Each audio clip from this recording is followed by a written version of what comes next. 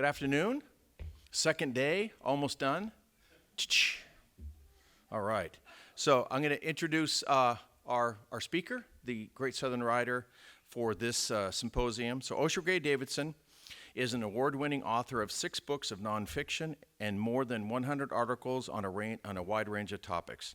He covered the environment for Rolling Stone magazine and blogged on renewable energy at Forbes.com. His freelance work has also appeared in Inside, Climate News, Christ, and also New York Times, The Washington Post, Salon, Mother Jones, and other publications.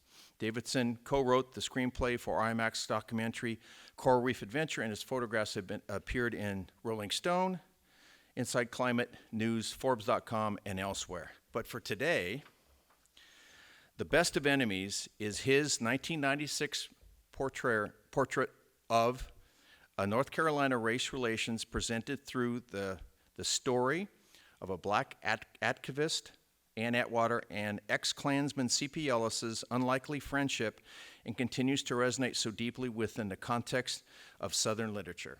Everybody, please help me welcome Osha Ray Davidson.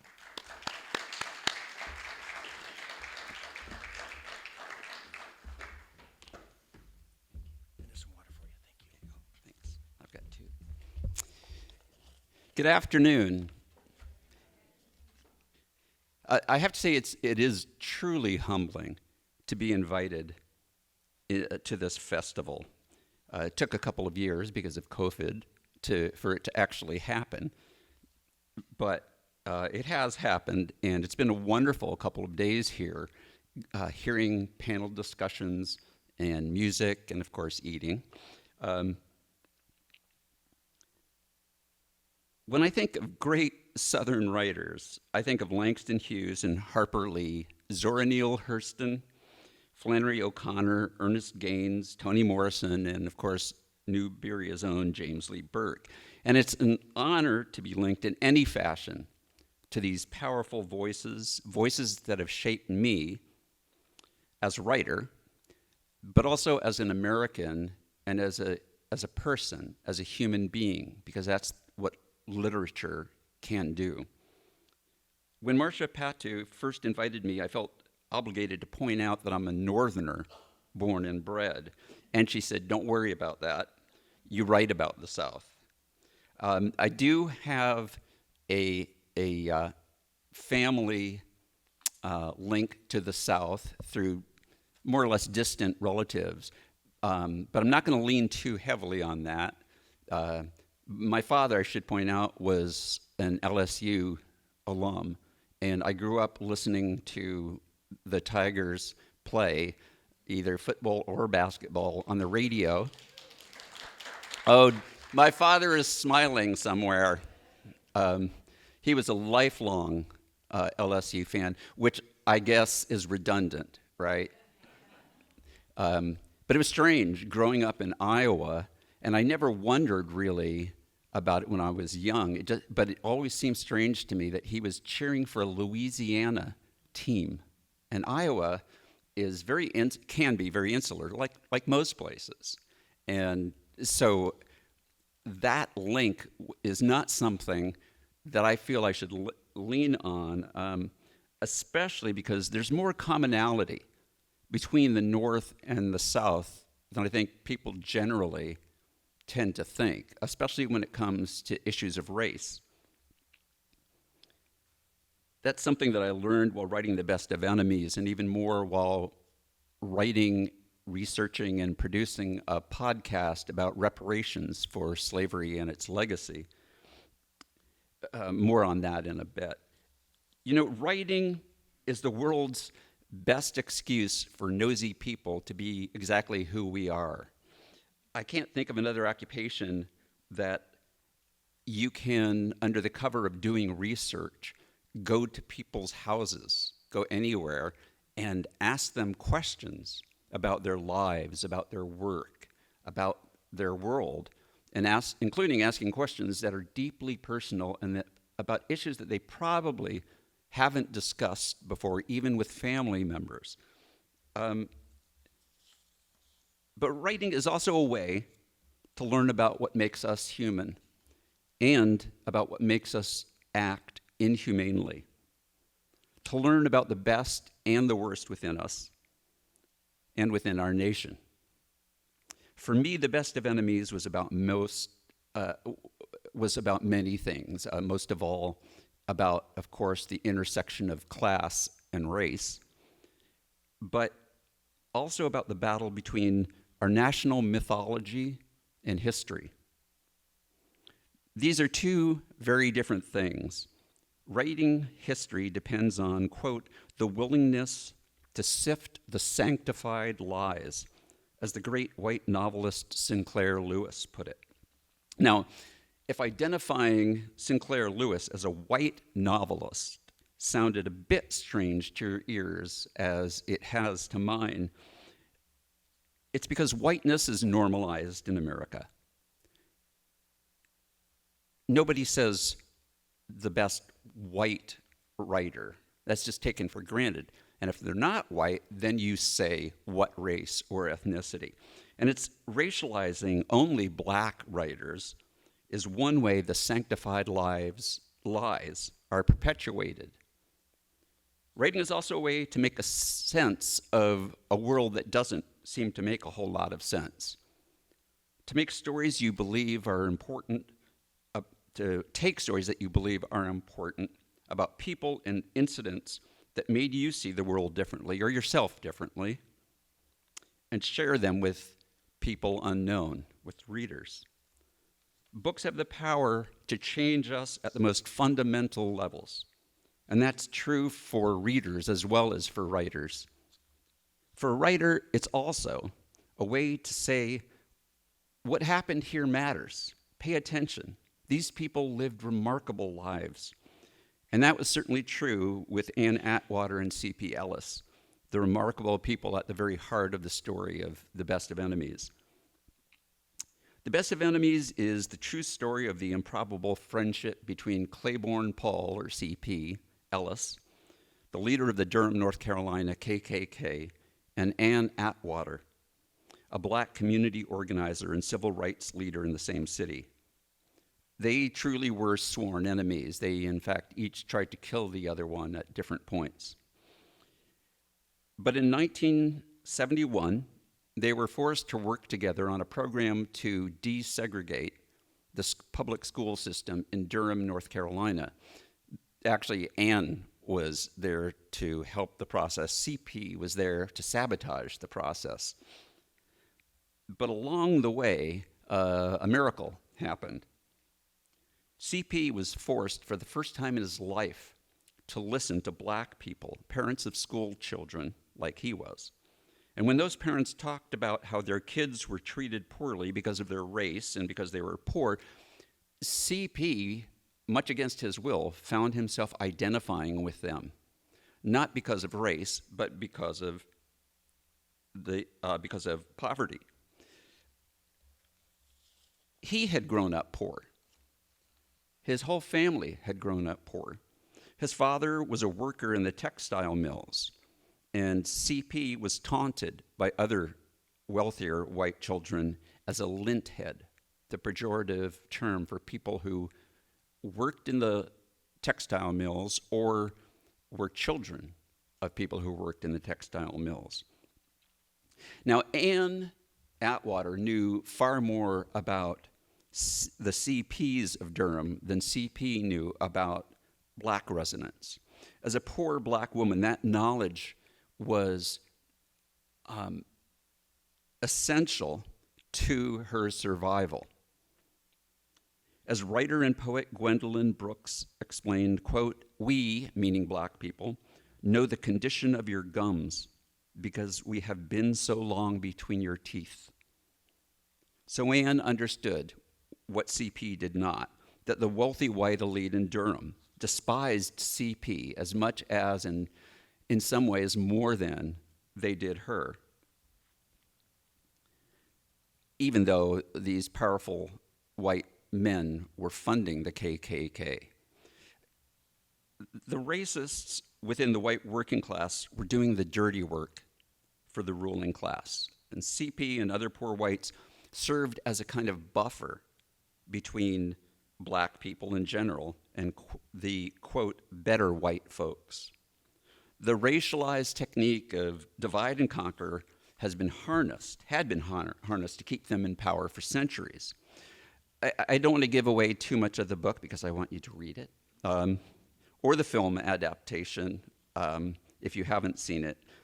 So I'll talk a little bit about the researching and writing the book, The Best of Enemies.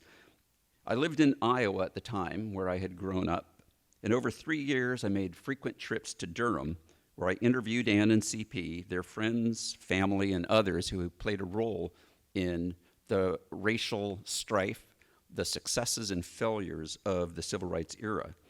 And as I did research and talked with people, the question that I came there to answer kind of changed. It became much less about how Ann and CP became friends and more about what led CP into the Klan in the first place. It was because he was taught since birth by his parents, in school, by the media, by the police, by the church, by politicians, that all white people were superior to all black people. A lot has changed since those days. But the underlying notion of white superiority persists. In schools, black children are disciplined more harshly than our white students for the same behaviors. Black people are more frequently charged with more serious crimes than our white people for the same actions. When charged, black defendants are more likely to be found guilty than our whites, and when convicted, they serve longer sentences. The white individuals, and this is the part that I found both horrifying but also,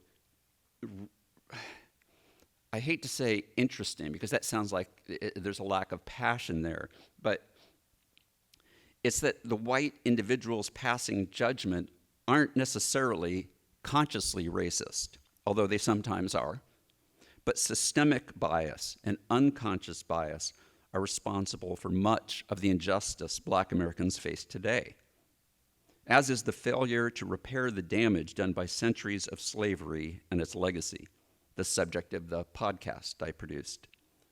That's the key reason, not the sole one, but the key reason that the racial wealth gap still exists in America.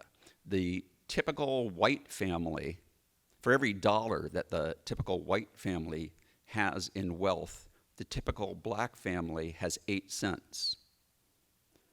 So these disparities aren't something of the past. They're something of today that are rooted in the past. The American experiment was founded on equality and justice for all, but at the same time it was founded on slavery. And this paradox has been called the American dilemma.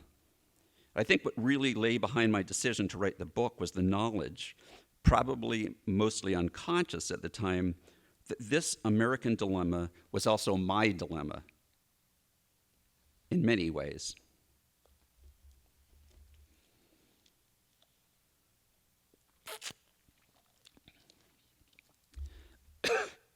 As a white northerner, I was taught that the real racism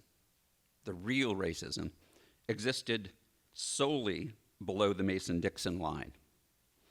It wasn't until I was researching this issue of reparations for slavery and its legacy that I learned that, like CP, I needed to think critically about the myths I was taught and reconcile them with the history in the North. And I'll only point out a few examples of that, like the fact that the North was just as complicit as the South in the institution of slavery. Slavery was the economic engine of the entire United States. The largest importer of kidnapped human beings was based in Rhode Island. Every slave, even after slavery was banned in most northern states, the textile mills, the first industrialized industry in America, they could only prosper because of cheap Southern cotton. Cheap because it was based on unpaid forced labor. The largest banks and insurance companies in New York and Boston couldn't have grown into the powerhouses they are today without slavery. The elite colleges and universities of both North and South were founded on the wealth that came from slavery, and many of their buildings, like the U.S. Capitol building itself, were built by enslaved people. And it strikes me today that the South has historically served the same purpose that CP served for Durham's white elite, to provide the North the illusion of a moral high ground where no such thing exists. We are all complicit throughout history, and we're all responsible. As I was growing up, there were thousands of sundown towns in the North. These were towns where black people were not welcome after dark. Nor has this racial caste system been eliminated from the United States, neither North or South. And I recommend Isabel Wilkerson's book, Caste, about the system. I'll close with a few words about the experience of having a story you told in a book, especially seeing people I know, retold on the movie screen. It's, of course, surreal, especially seeing people I had known and had become friends with, now portrayed by movie stars that I had just been impressed by for so many years. One day, as the movie they were getting ready for the movie, I got a phone call. There was actually a message left on my phone from Sam Rockwell, the Oscar-winning actor, and it was, okay, that's strange enough in itself. But he said on the recording, which I accidentally deleted. I wanted to save it, and actually I'm thankful that I didn't, because how creepy is that? For poor Sam Rockwell, people are keeping anything that he's said. Anyway, he said, "Hi, this is Sam Rockwell." And the pause there was hysterical to me. I'm not exactly sure why, but as if I would know Sam. I have a friend, Sam Rockwell, sure. But what he was calling about was fascinating. He wanted to know, and then I called him back and we talked. He wanted, in doing research for the role, he wanted to know if I knew any former, CP had been dead for many years by this point, if I knew any friends of CP or people like CP who had been in the Klan who he could talk to understand them. I didn't, but I did know of, and since then we've become friends, but a man named Christian Picciolini, who was a leader of the largest and most violent skinhead group in the United States until he left, and like CP, he became an anti-racist. He does a lot of work trying to get people out, although that's what he used to do, a lot of work of trying to get people out of racist, white supremacist organizations. He now, he said that he's pulling back from that because racism, the focus shouldn't be on white people, and that in part because that's not going to solve the problem. It should be on helping black people to reach a point of not being burdened by racism. So he's refocused. I don't know exactly what he's doing now, but they talked, and Sam later said that was very helpful to him.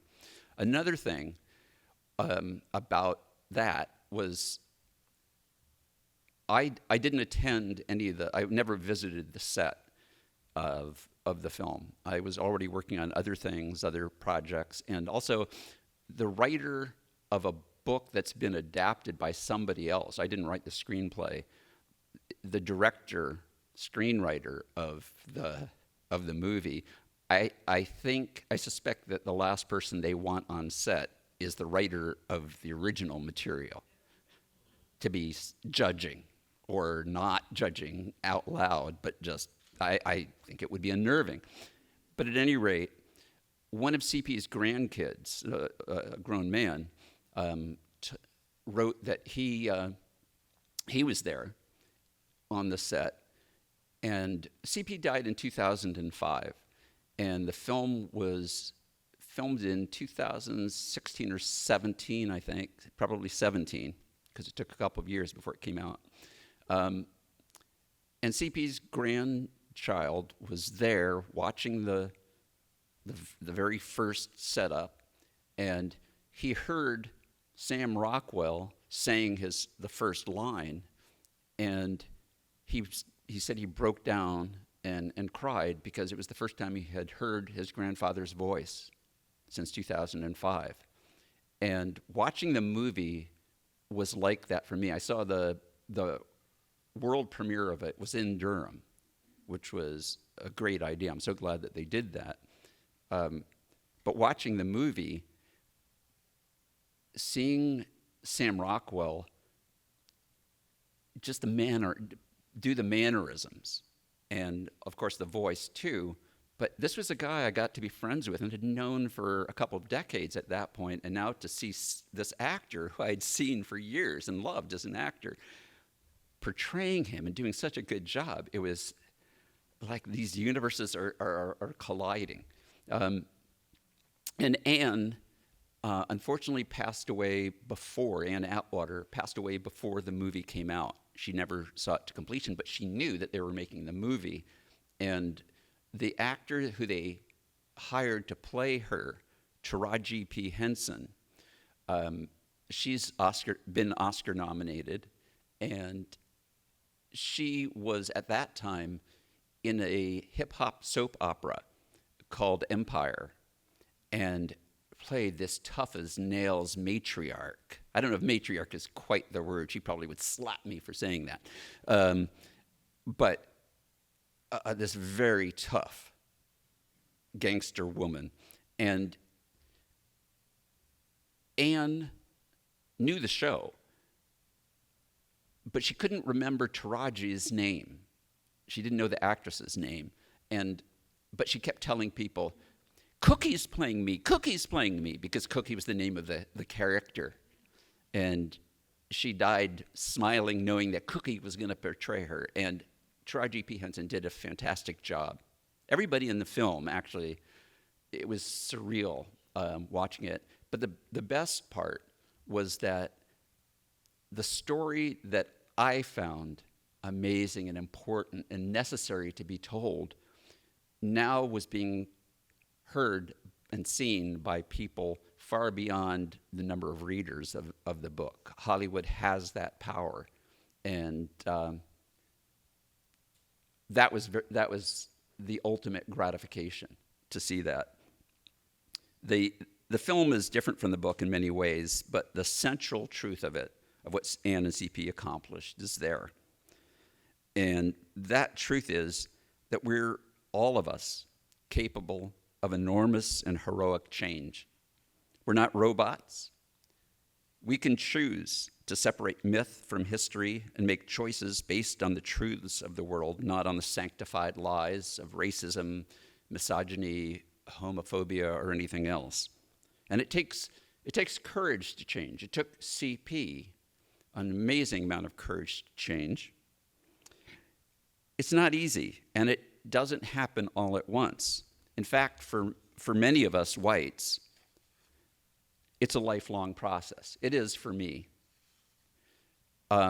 We absorb inherent bias from all the same institutions that CP did. And with the best of intentions, we still harbor those biases. And the good part is, when we look at them, if we're not afraid to realize that we have them, because a lot of white people believe, especially good white people, believe that racism is the ultimate sin, the worst thing, and so they hide from themselves the tapes of racism that we were indoctrinated in, not realizing, I guess, that it's inevitable. That's systemic racism, and that's how it reproduces itself.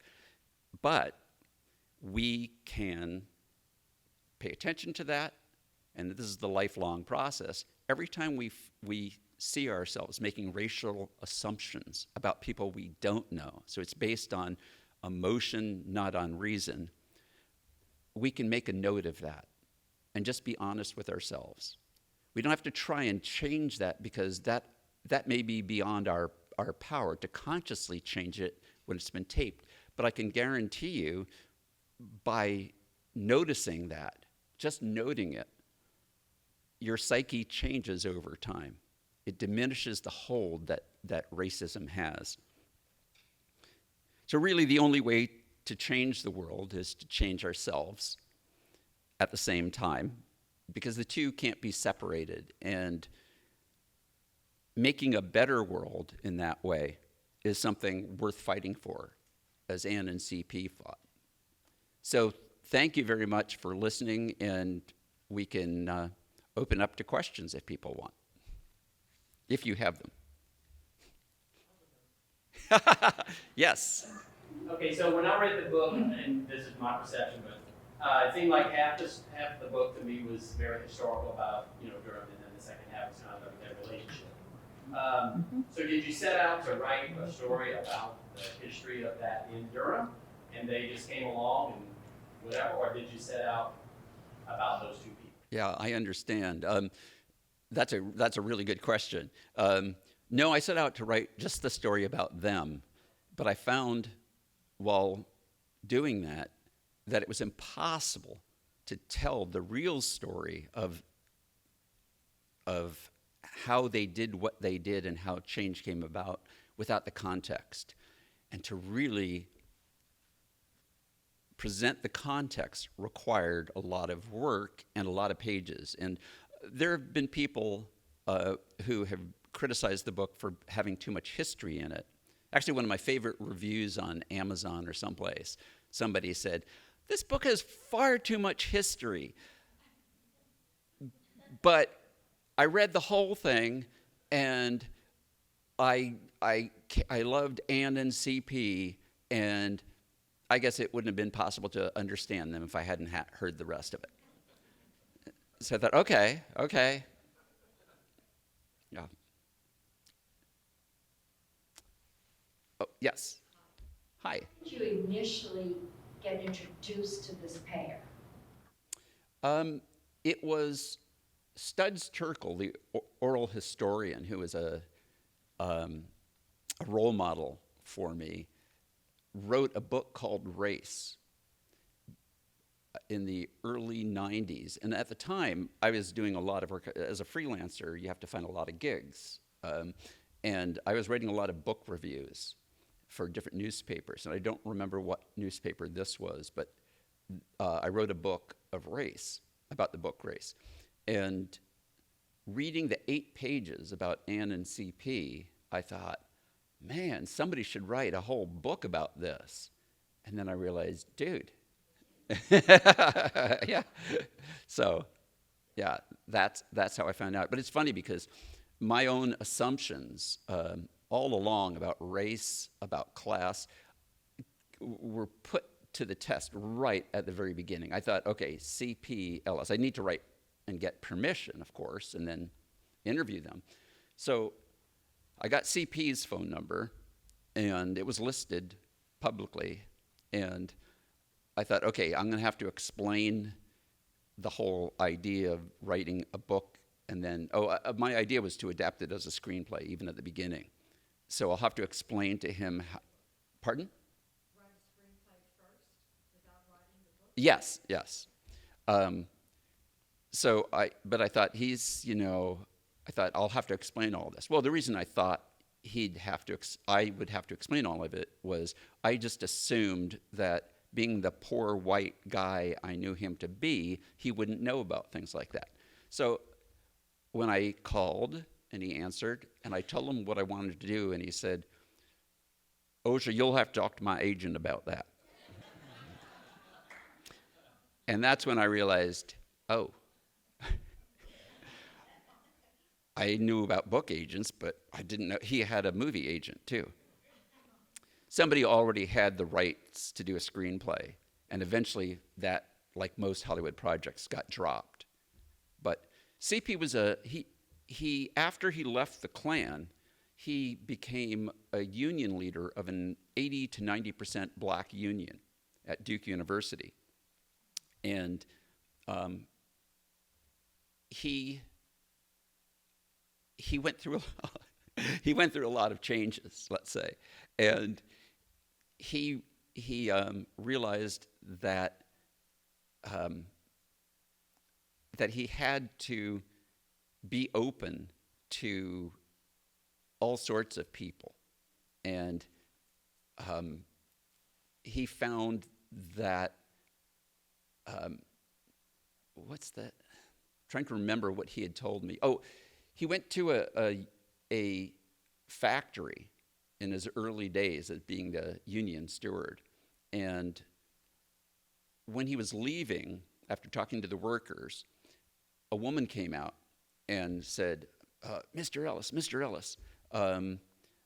the management, I'm a lesbian, the management is persecuting me, and they're allowing other workers to persecute me because of that. Can you help? And CP told me, he thought, a lesbian? His first thought was, a lesbian? And then he thought, oh God, yeah, I used to hate, I hate lesbians, I used to hate blacks, I used to hate Jews, I don't anymore. He said, that's the trouble with this love thing. Once you open your heart, it's hard to close it back up. So he represented her interests and won. But that truth really stuck with me. And it was as a union leader that he took his leadership skills from the Klan that he developed in the Klan, and he put them to an anti-racist purpose, working for mostly black workers, representing their interests in the union. Ibram Kendi, this wonderful scholar, talks about how in America, you can be racist or anti-racist, but there's no such thing as being a non-racist. You can't sit by in a country as racially problematic as the United States. You have to do something about it. And CP became an anti-racist to some extent. I mean, this is before Dr. Kendi ever wrote about this. He was probably 5 years old at the time. He's a young man. But I see a lot of legitimacy to that idea. Yeah.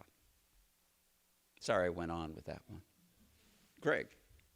At one point, was it either Ann or CP that realized that the relationship began to change? What happened? Did either of them, when you interviewed them, said at this point, wow, I'm starting to form a different relationship with the other? Now, do remember, this was 30 years ago or so that I wrote this, almost 30 years ago that I wrote this. So let's see. They both had different moments, and it didn't happen in a flash. It was this charrette, the program that was sponsored by the union and the government to help desegregate the schools. 20 years after Brown v. Board said you had to do it, they still hadn't. So it took 20 years for the government to say, okay, now you have to actually do this. This process called the charrette was over, I think, 10 days, 2 weeks, almost 24 hours a day of people on all sides of something. And in this case, that meant mostly white and black together. And that kind of intensity can produce amazing results, both good and bad. And the guy who organized this, Bill Riddick, his character is in the movie, and they do a good job of showing him. He's an amazing man. He's still alive. He was a consultant on the film. He said he wasn't sure after the first night of this charrette, where Ann and CP were at each other's throats. He said he wasn't sure. He was sure he had made an important decision, but he wasn't sure whether, by making them co-chairs, if it was a brilliant decision or the stupidest idea ever. But he said he knew, well, yeah, this is intense. So let me think for a second. With Anne, one thing to understand about Anne Atwater was, as much as she was this selfless person who her whole life was in service to other people, when it came to race and racism, she never gave an inch. Actually, when it came to pretty much anything, she never gave an inch. And she fought the black powers that be, who at that time preached accommodation with whites because they were doing well. There was an institution called the North Carolina Mutual Insurance Company that was the largest black-owned business in the world at the time.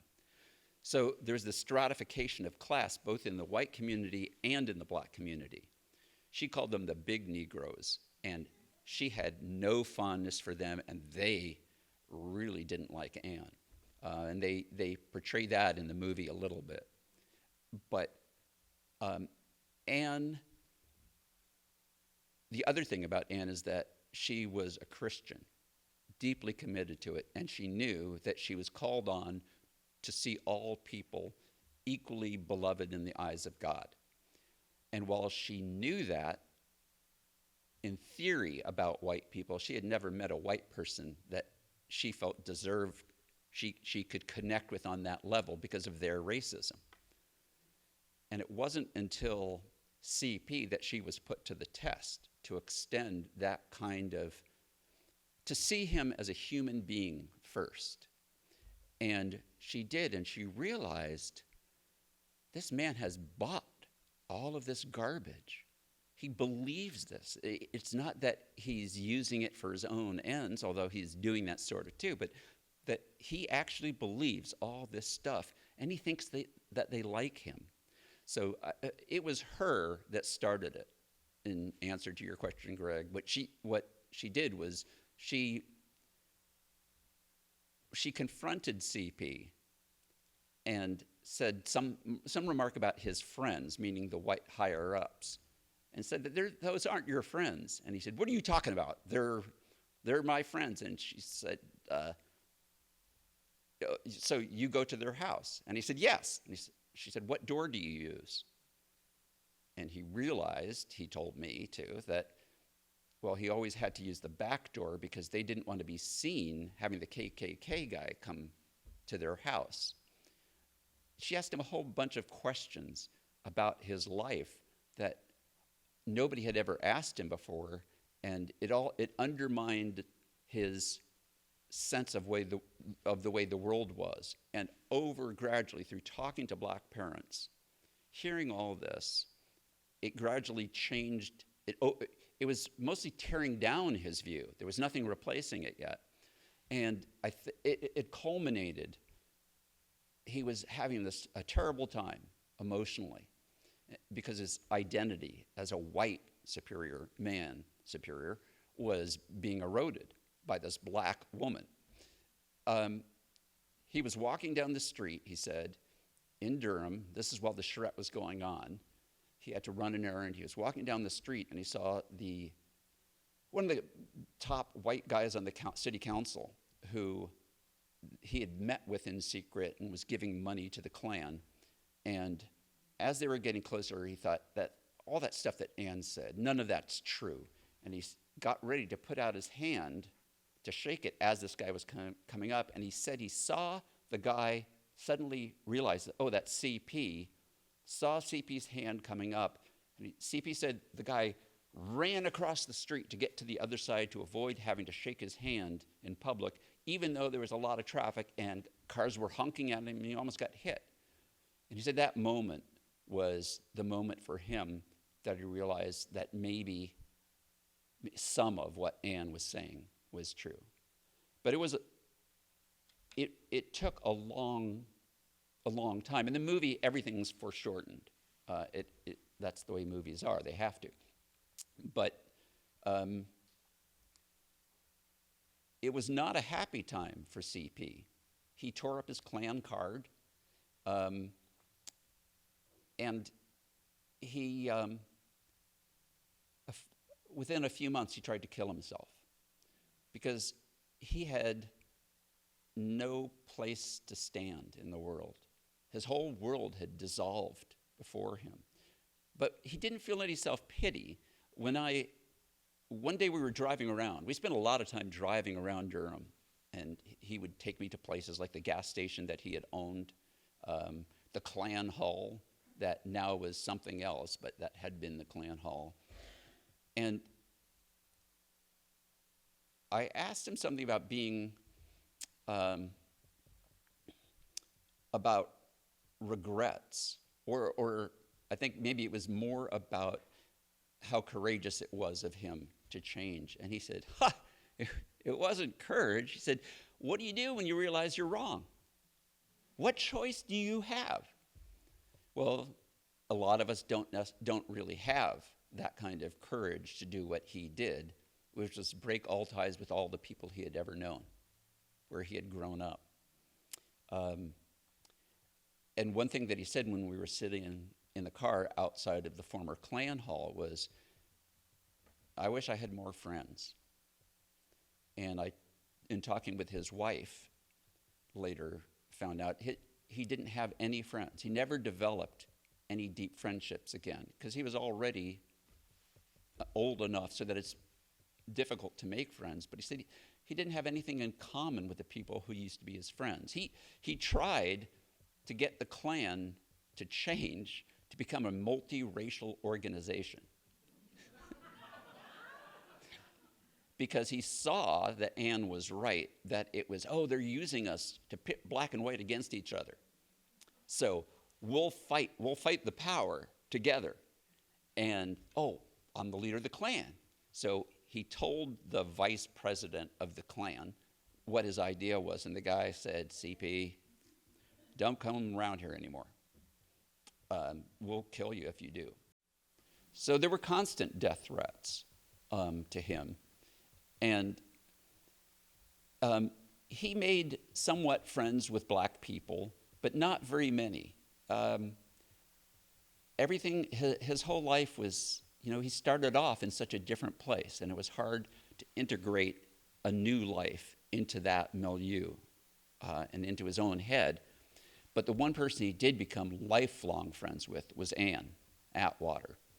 And at their funeral, at CP's funeral in 2005, Anne went to the funeral home for the memorial service, and she was early. And she sat down, and she told me that the white proprietor of the funeral home came in and said, this is the funeral for C.P. Ellis, memorial service for him. And she said, yeah, I know. And he said, oh, okay. And he went out. And then he came back a little while later, and he said, ma'am, it's C.P. Ellis. And she said, I heard you, yes. And he said, well, and this side is for family. And she said, I know, because it said family. And he said, well, were you family with CP? And she said, yes, he was my brother. And she said, this guy just, walked off. And she said, it was because he was her brother. She was his sister. That's how they thought of each other. That's who they were for the last 25 years of CP's life. They were family. There was a wonderful documentary made, a short one. Then they have scenes in the movie at the very end, spliced into it, called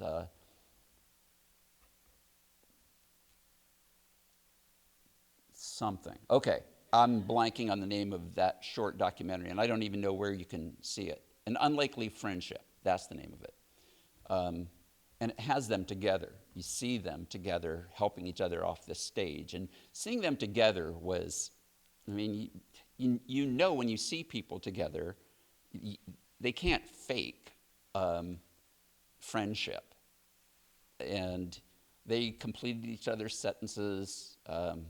They were brother and sister, which is what makes, sadly, that's what makes the story remarkable. Well, why should that be such a bizarre thing? Well, the fact that this has been an evergreen story for the past 30-some years that I still get invited to things to talk about it, points out that the problem of racism still, my Lord, needs a lot of work in this country, both North and South. Yeah. Yes. So you brought up family, when you mentioned that funeral home.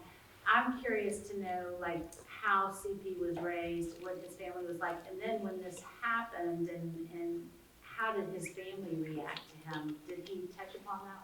Oh, yeah. CP's father was in the Klan.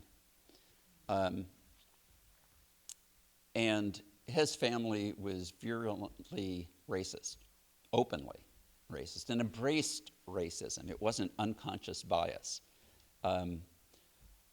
His wife, though, Mary, who I was fortunate to meet, she's passed on too, unfortunately, but she was never racist. I mean, her racism would have been of the unconscious kind. She, in fact, became friends with Anne earlier than CP. She went over to Anne's house to see how she was doing because she knew her husband. And it seemed so bizarre that she could be not a big racist at the same time married to the head of the Klan. But that was just the nature of it. That's who they both were. And if you see the movie, Anne Hesh, who plays Mary Ellis, I swear to God, that was the most amazing performance. She captured Mary.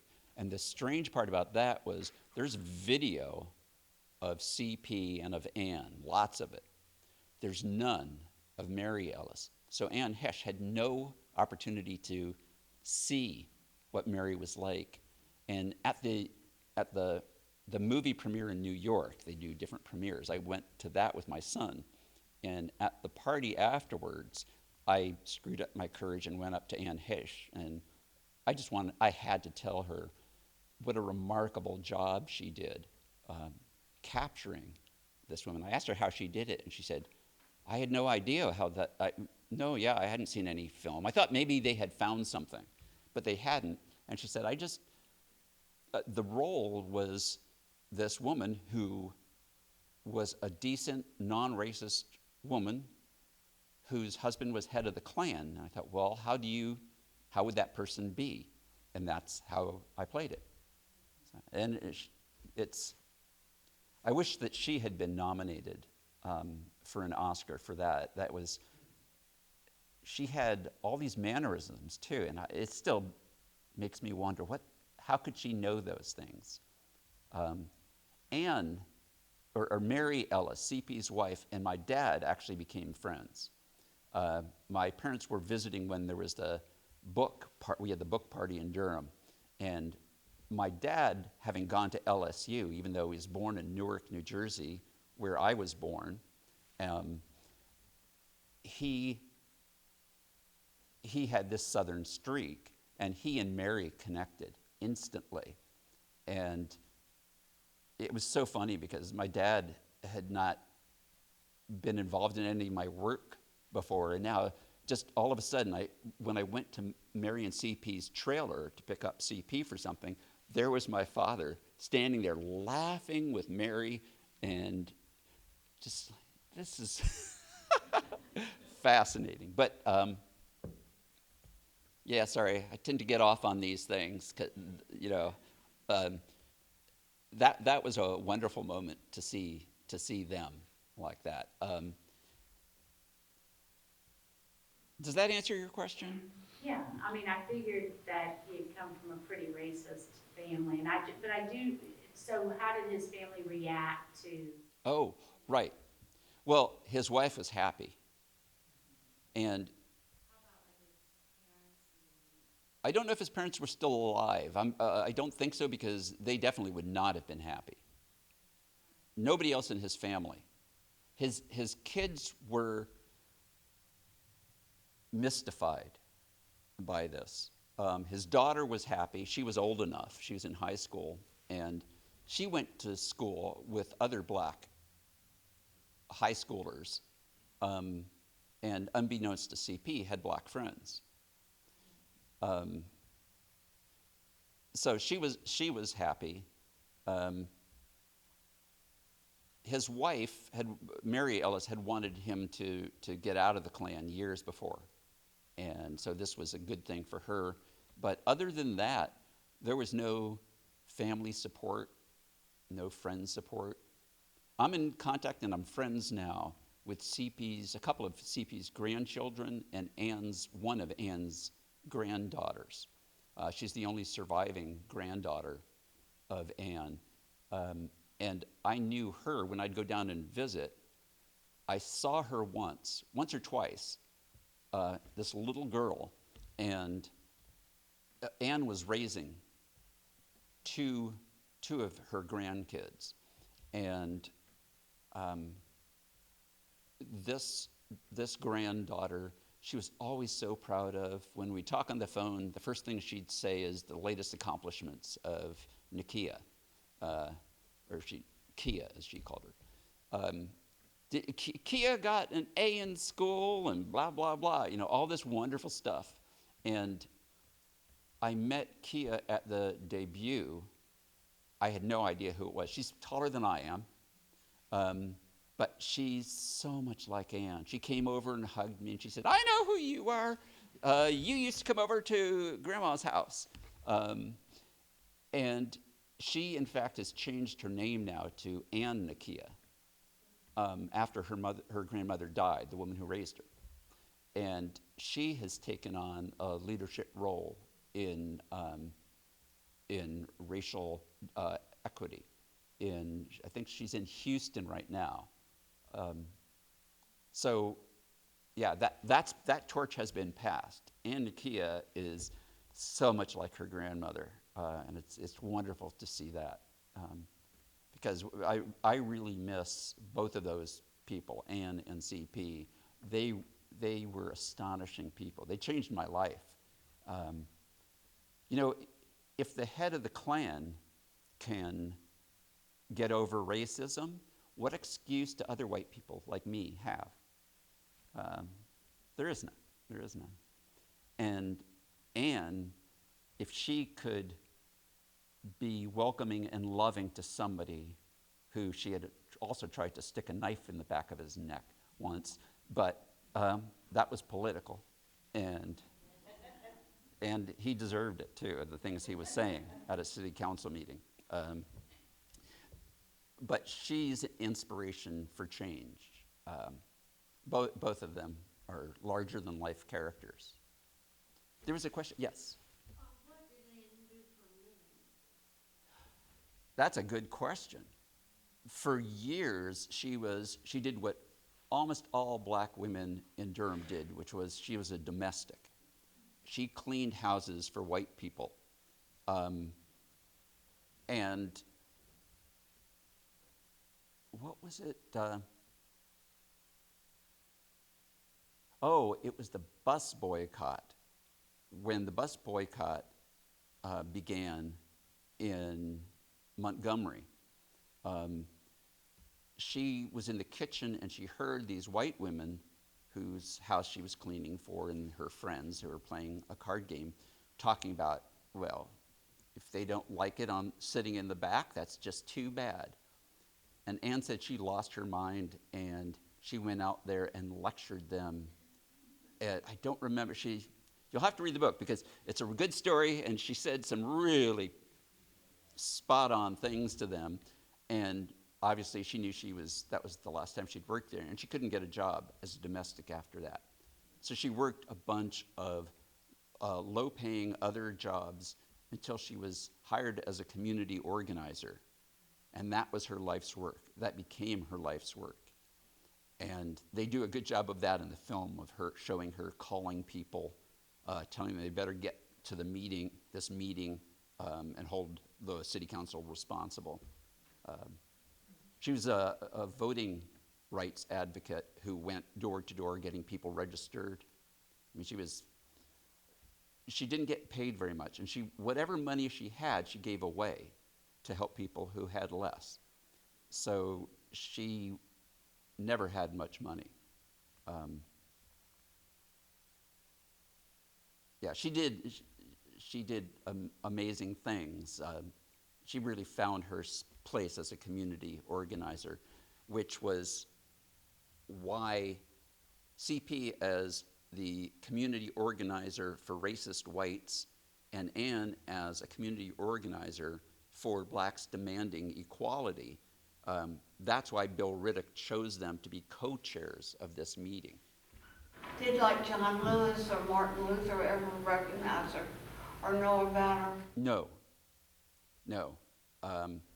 CP was still in the Klan when Martin Luther King was assassinated, and he celebrated that night. He and his boys outside the gas station drank a toast to the assassin. And CP, now if a liberal white person told me this story, I would have some doubts, but CP was no liberal, and he said the amazing thing was he began reading Martin Luther King's speeches, and he said he was talking directly to me in those speeches, and Martin Luther King became his hero and role model, and he observed Martin Luther King Day before it was nationally recognized. And now, if a liberal told me that Martin Luther King was their greatest hero and role model, yeah, sure. But for CP, he was the real deal, and that speaks well of both him and Martin Luther King, that CP recognized that Martin Luther King was speaking to him too. Yes, ma'am. Because of the deep and profound milieu that you were in for a number of years, doing the research for the book, and the numbers of types of people you spoke with, do people come to you after that time or even to the present time as a counselor? If they're seeking, to shed some of their prejudices, do they come to you as any kind of a counselor? No, and it's a good thing that they don't, because there are people who do that. Bernice King, Dr. King's daughter, has a center that does teach that. So I would pass them on if that happened. But yeah, no, I'm not equipped. I'm a storyteller. But you're such an engaging speaker and profound speaker. Oh, thank you. I think that people would be missing some kinds of potential messages, and the fact that the changes that you have learned within yourself. And so I was wondering also if that happened, how you handle it. Speaking of a person who can't give up their particular racist positions, particularly KKK people who are still around. Would you step away from them? How would you handle that conversation if it came up? I would suggest that they read Christian Picciolini's book about that very topic. A new edition came out and they changed the title, so I don't remember the name of it right off. But there are books and there's training, there's workshops on unlearning racism. What's her name who wrote So You Want to Talk About Race? But when the movie was about to come out, or when I knew I had a year until the movie came out, I realized I'd be getting speaking engagements again for this book. I had written other books since then, and I was busy with those things. And I realized, oh man, I have to remember what this book was. And I realized, man, there's been so much more scholarship done on race and class issues since then. So I spent a year reading, doing catch-up work, reading new, and a key difference is back in the day when in the 90s, it was mostly white authors who were getting published on these things. Today, there's so many black authors writing about these issues that you don't have to go through an intermediary. And Ijoma, anybody here know the author of the book, So You Want to Talk About Race? Anyway, that was one of the most important books.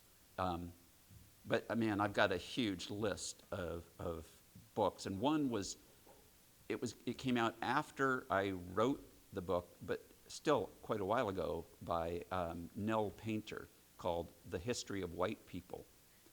That is a scholarly, deeply scholarly book about the origins of the concept of white people and the concept of race. And as Ibram Kendi points out, who wrote the book Stamped from the Beginning, which is an excellent historical book, he points out that racism was invented first and race was invented second. And what he meant by that is that it wasn't until the slave trade that they had to invent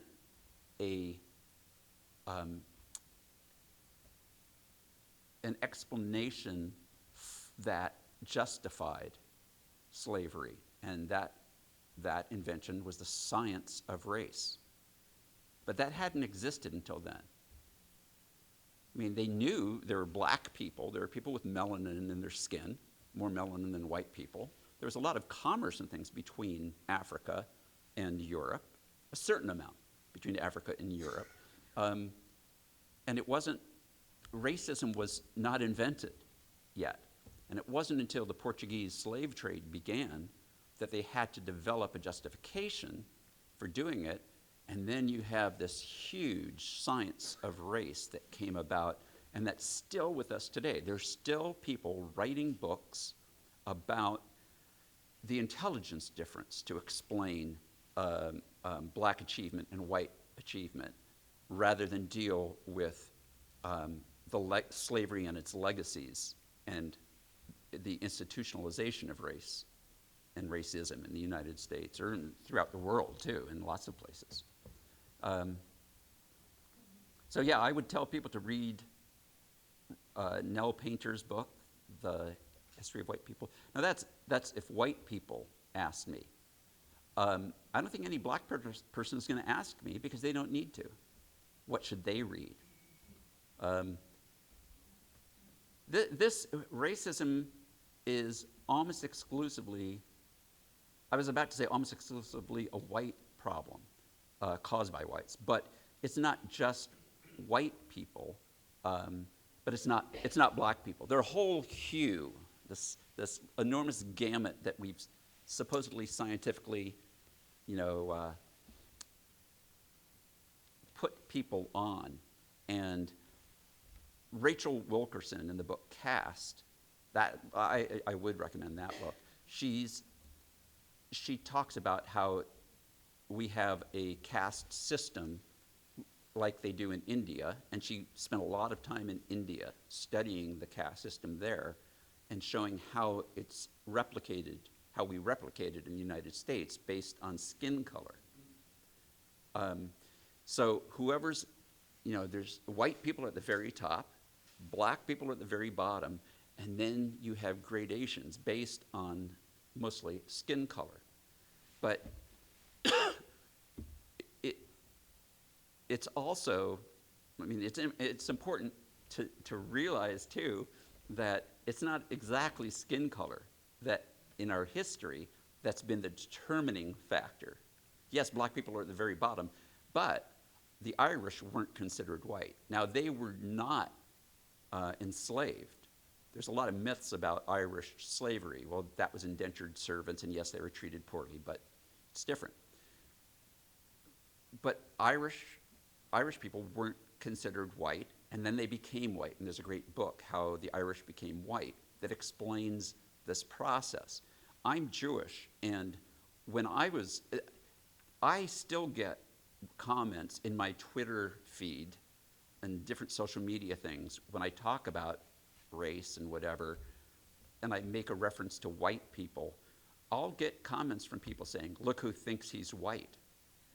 And they'll use parentheses, 3 parentheses around each end of it, which is Twitter speak for Jew. But Jews became white in the United States. And it was partly at the expense of black people. I should have shared this earlier on, but my own family history is really representative of a lot of people, a lot of white people in the United States. My grandparents were persecuted over in Europe, Eastern Europe, as Jews, and fled before the Holocaust, fled to the United States. They were poor, and then they were very working class. My father went, he went to college. Both my parents went to college, and in fact, my mother's family story is almost identical. And my father ended up getting a BA, a master's, and a doctorate. And he told me, I asked at one point, why did you do that? And he said, you need to get 3 degrees for every one a non-Jew has in this country. And this was back in the 60s. He told me that. That was the feeling that he had growing up. But he fought in he served in World War II and because of that, got the GI Bill benefits. And part of the whole New Deal and then GI benefits thing was low interest loans for the first time, low interest loans to people, but it was only given to white people. And my father qualified as white because he wasn't black. That was the determining factor. To get the bill passed, to get white Southerners, Democrats to get on board with this for the New Deal, they left the designation of recipients for getting these loans and things up to state boards. Well, states in the South gave very few loans to black people. And I'm sure you've heard the term, or most of you have heard the term redlining. That was created by the government. That was the federal policy that said no loans will be given in these areas, and the lines were drawn in red. Those areas were determined because of black population. So through redlining, because of redlining, no blacks could live in Morristown, New Jersey when my father got his low interest loan, guaranteed, federally backed loan. And because we're considered white, we got that loan. As someone said recently, whiteness is a form of capital. So I'm a beneficiary of that institution of white racism. My brothers and I all went to college. We all own houses. And it's because, a lot of white people like to say it's because of the hard work. Well, yeah, you have to work hard, but if you work hard and you're black, you're not going to get those things. You didn't back then get those things. And if you do the hard work now, there's still, through racial steering by real estate agents, saying, they send out test teams of white and black prospective home buyers to the same agents, same financial status, same everything, other than skin color, and they find that in so many cases that people are steered towards white neighborhoods or black neighborhoods. And the black neighborhoods have lower housing value. Housing is the main investment, the biggest form of wealth that people have in the United States. That's in part why the black poverty rate is so much higher. because blacks have been excluded from the housing market for so long in this country, and whites have been supported. It's socialism for whiteness that allows me to do what I've done. So as a beneficiary of that, I think it's important to speak out against it. Yeah. I have a question in a different direction. Okay. Because I read a few of the things that you've written, and you wrote about coral reefs.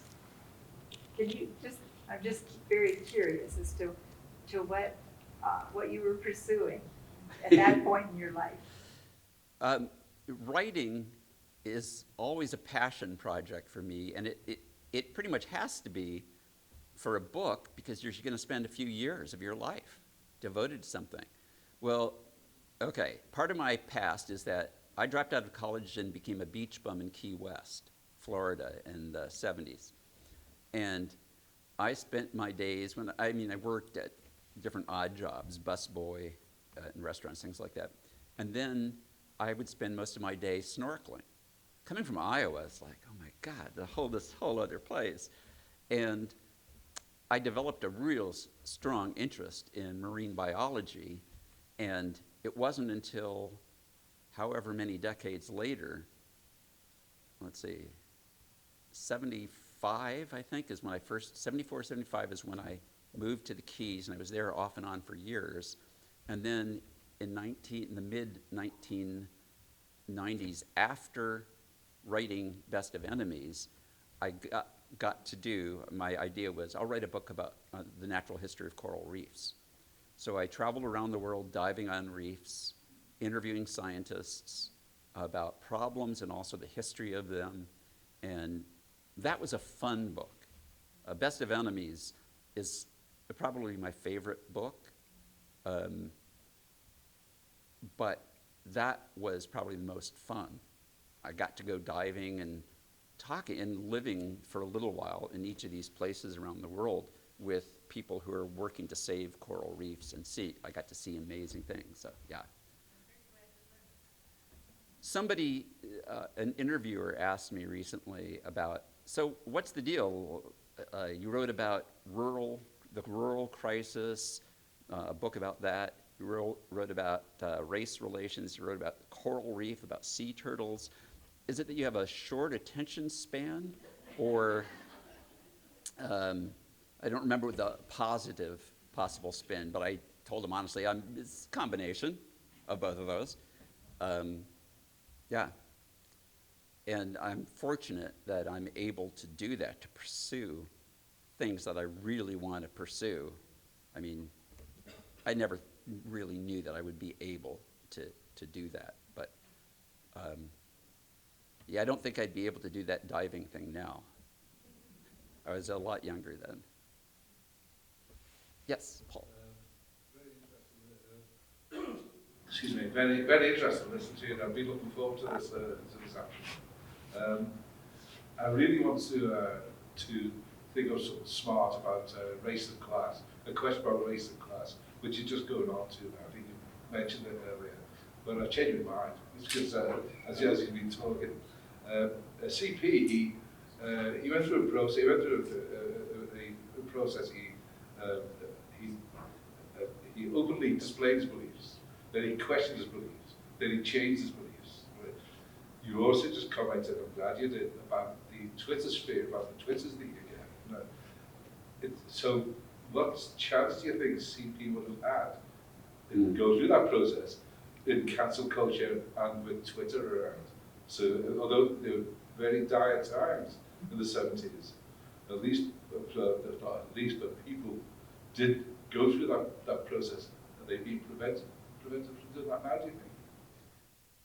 I don't know. My first thought is that you could look at it either way, because there are people who are doing a lot of good work on social media like Bernice King, Dr. King's daughter, is very active on social media, and I think, and reaches a lot of people through her Twitter account. in ways that her father couldn't by using that. But then, yeah, there are hate groups that organize through the Twitterverse, and there are attacks on people. I'm not well known enough to get really attacked. I mean, I'll get a spate of, 20 attacks by white supremacists or anti-Semites. But there are people who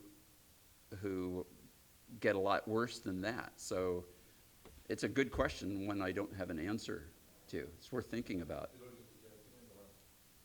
Yeah. Oh, yes. Future projects for you. I'm working on a new book, and I'm in the very early stages of it. But the short explanation of it is it's about the struggle for black freedom in America from colonial days to the present, told through the lens of land ownership. Because land ownership in America, I mean, one historian said, land is the most American aspiration. People coming from Europe, that was number one in their mind, in part because we were an agrarian society then.